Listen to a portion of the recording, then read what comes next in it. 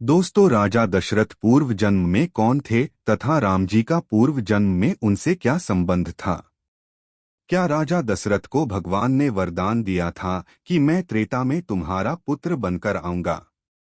आइए जानते हैं। मनु और शत्रुपा की भक्ति से पूर्व जन्म में भगवान इतने प्रसन्न हो गए कि भगवान ने मनु और शत्रुपा से कहा, मैं तुमसे प्रसन्न हूँ मनु और शत्रुपा, जो तुम्हारे मन में आए वही वर मांग लो। मैं तुम्हारी भक्ति से प्रसन्न हूँ। दोस्तों, हम अपने जीवन में अपने काम का पूरा करने के लिए हजारों जगह मिन्नतें मांगते हैं।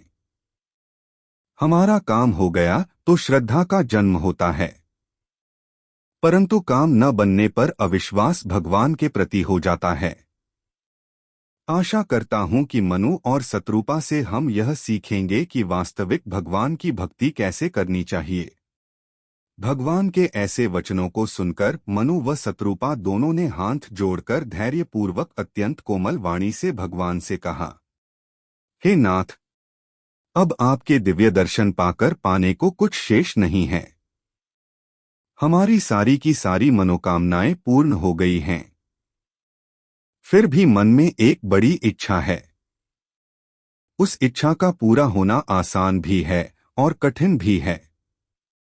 यही कारण है कि उसे कहते नहीं बन रहा है।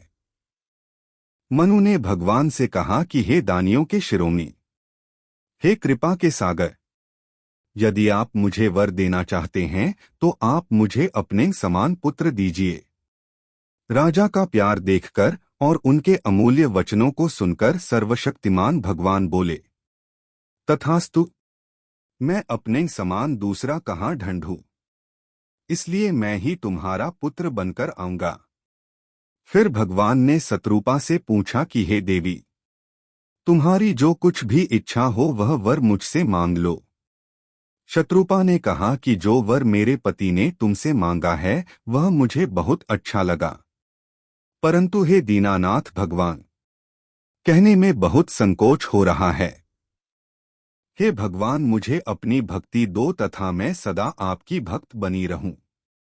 भगवान ने शत्रुपा से कहा कि मेरी कृपा से तुम्हारा अलौकिक ज्ञान कभी नष्ट नहीं होगा।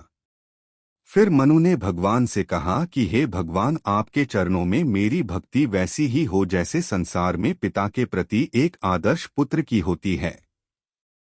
जिस प्रकार मणि बिना सांप के तथा मछली बिना जल के नहीं रह सकती, ठीक वैसे ही मैं भी तुम्हारे बिना न रह सकूं। भगवान तथास्तु कहकर वहां से अंतर्ध्यान हो गए।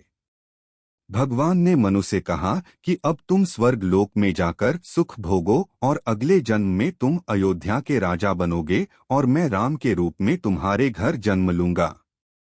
तुलसीदास जी कहते हैं कि वे मनुष्य बड़े भाग्यशाली होते हैं जो मद, काम, क्रोध त्याग कर भगवान के चरित्र को सुनते हैं। ऐसे लोग इस माया लोक से सीधे भगवान के आनंद लोक में जाकर सदा आनंदमय रहते हैं।